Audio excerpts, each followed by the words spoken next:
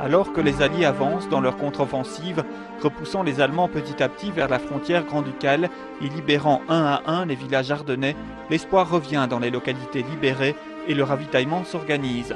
Henri Mignon est réfugié à Diney quand les Américains libèrent le village. Ils avaient installé à Diney-Willogne leur cuisine dans l'église du village. L'église servait à tout, ça servait aussi de poste de secours, un peu tout. Et tous ceux qui avaient perdu leurs biens, leurs maisons, etc., étaient autorisés à passer à la cuisine américaine après les soldats américains. Donc nous avons été ravitaillés systématiquement à la cuisine américaine. Alors là, on s'est régalés. Hein. Nous, c'était même chouette pour nous parce que ma sœur et moi, surtout la deuxième, on mangeait avec eux. On avait des petites crêpes, du chocolat. Alors je me souviens d'un matelas qui était dans la pièce arrière avec deux soldats noirs qui avaient pris une boîte de conserve, genre fruits cocktail. On avait une seule cuillère et on mangeait, nous quatre. C'est extra.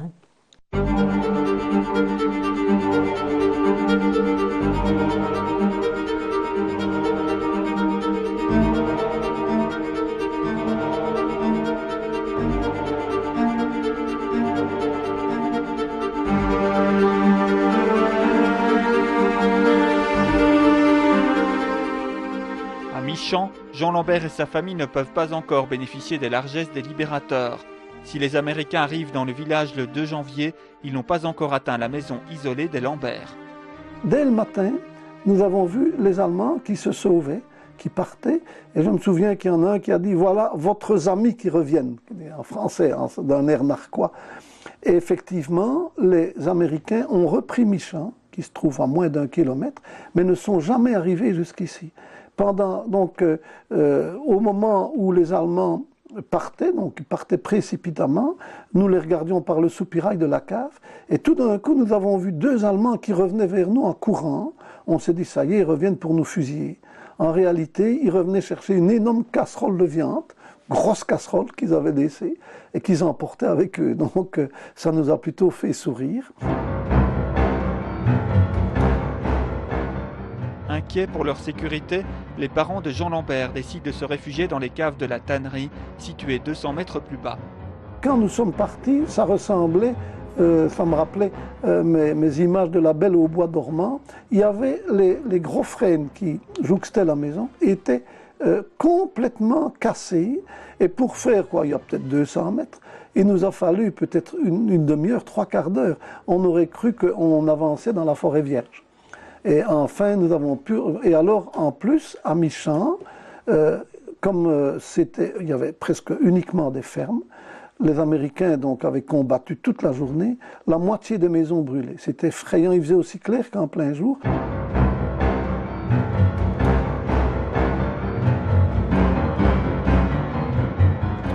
Arrivés à la tannerie, les Lambert se réfugient dans les caves, mais ils ne sont pas encore débarrassés des Allemands. Le 4 janvier, ils voient débarquer des soldats dans leur abri de fortune. Comme ils étaient camouflés en blanc, on ne pouvait absolument pas voir s'il s'agissait d'Américains ou des Allemands. Alors je sais bien qu'avec nos cousins, est-ce qu'ils c'est des Allemands, est-ce qu'ils c'est des Américains, qu'est-ce qu'ils c'est enfin. Malheureusement, nous avons été vite mis au courant. On a vu un officier SS qui était comme un fou furieux. Il avait un revolver en main et dit voilà, civil parti, 5 minutes.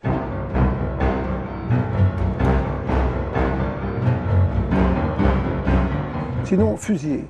Et je pense qu'ils avaient l'intention, c'était aussi pour prendre nos provisions, de nous tuer.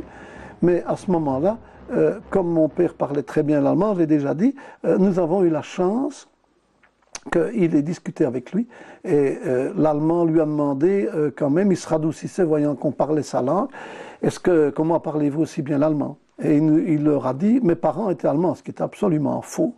À ce moment-là, on était très anti-allemand, en tout cas contre les nazis. Et il disait, la nuit, mes parents viendront me tirer par les pieds parce que j'ai dit ça. Mais ça a radouci l'Allemand, qui nous a quand même chassés, et qui nous a chassés vers Michamps.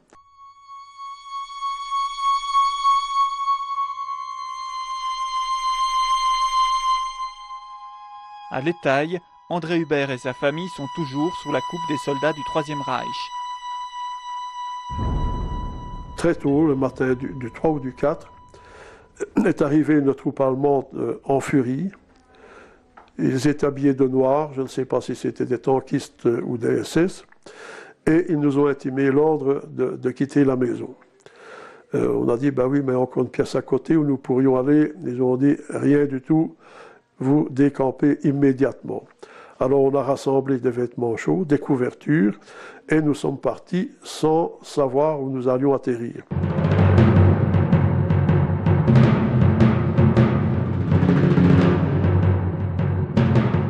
Ils trouvent finalement un abri dans l'étable des voisins.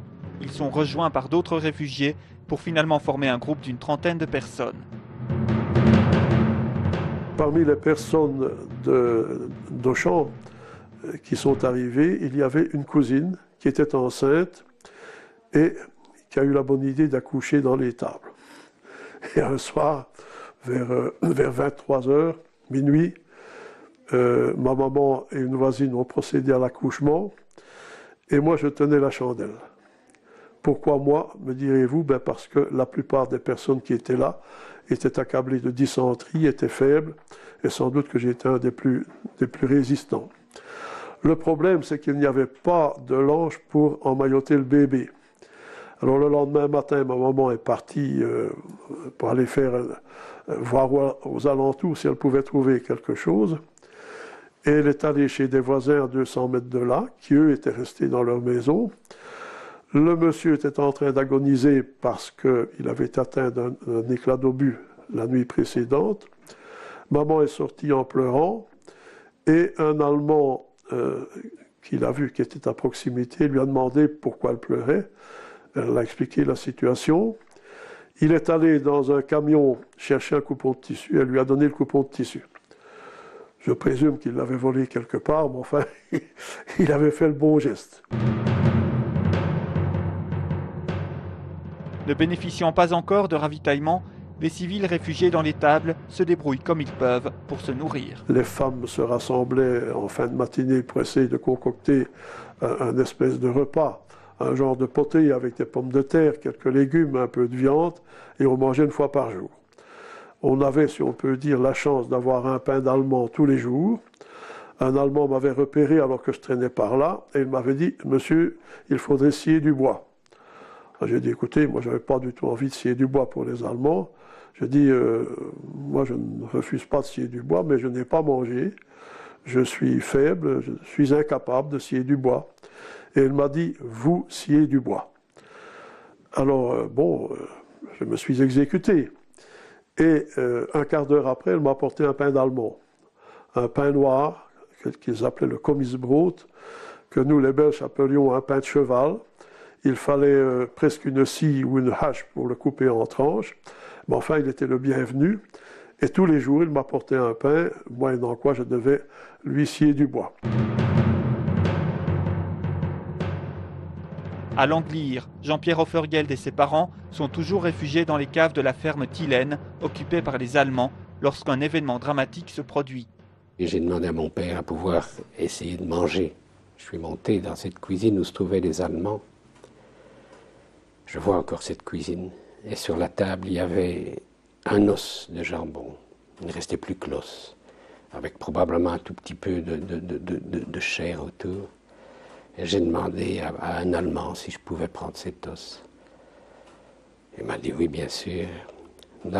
Contre le mur de la cuisine, dans le divan, dormait le fermier qui était malade. Monsieur Thielen avait pu rester dans la cuisine. Il y avait une grande carte sur la table où les Allemands indiquaient sans doute où les Américains arrivaient. Et j'avais mon os et un Allemand m'a pris sur ses genoux. Et je rongeais cet os quand subitement est tombé un obus sur cette cuisine.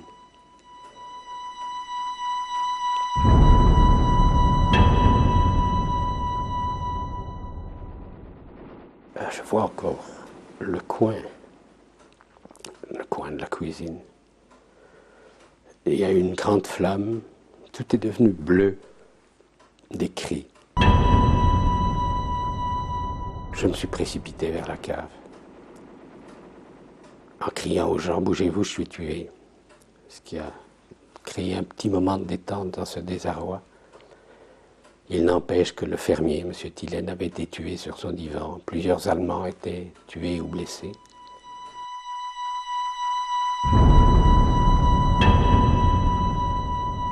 Décidant d'installer leur quartier dans les caves plus sûres, les Allemands chassent les civils hors de la ferme. Ceux-ci sont contraints de trouver un autre abri. Ils se dirigent vers une autre ferme, située à environ 300 mètres de là. Ces 200 ou 300 mètres m'ont paru une éternité.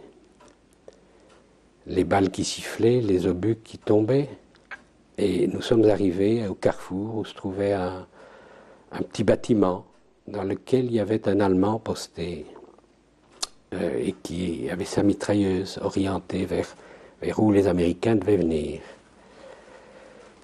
Et il nous a fait nous abriter dans ce petit abri où nous nous y sommes mis en tous les cas. Et mon père a vu que la ferme, la première ferme dans laquelle nous étions, la ferme de M. Lescrenier, brûlait, où on y avait laissé nos traîneaux.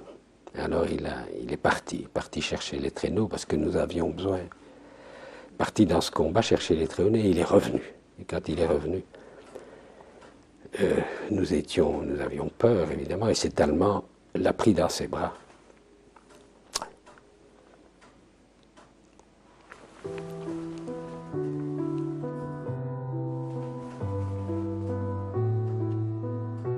Et ils pleuraient. Ils pleuraient tous les deux de voir cette famille.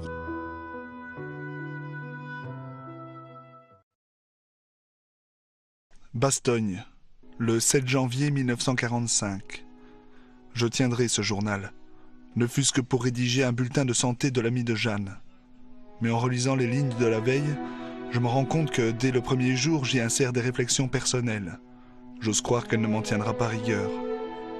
Elisabeth m'a demandé de recueillir le plus d'informations et de les noter simplement. Les gens des villages arrivent ici, dans un état de malnutrition et de faiblesse sans pareil. Les convois déversent des soldats blessés ou ayant un membre gelé, au point que l'amputation est souvent la seule issue possible. Ils ont mon âge, mais la guerre les a vieillis de plusieurs années. Les services médicaux américains sont aux petits soins pour Elisabeth, et Jeanne, ma fiancée, bénéficie du même coût des mêmes services. L'ami de Jeanne est secoué de frissons et se plaint d'avoir froid, alors que sa température dépasse les 40 degrés. Jeanne, quant à elle, a été opérée avec succès cette nuit. La douleur est intense pour le moment, mais la fracture est réduite. Les civils avec lesquels je m'entretiens me disent que certains villages libérés ont vu leurs habitants revenir et retrouver leurs maisons pillées, ou calcinées, ou encore réduites à un tas de pierres. Désolation rime hélas avec libération. Je propose mes services à la Croix-Rouge. Ils sont aussitôt acceptés. Je serai présenté demain à la directrice dès son retour d'Isle-Pré. Je me propose de débuter demain matin aux premières heures. C'est finalement un bon moyen pour être près de Jeanne. J'allais oublier ce à quoi Elisabeth tient beaucoup. Ce dimanche a été froid, très froid, et couvert par un brouillard à ne pas voir ses pieds quand on marche.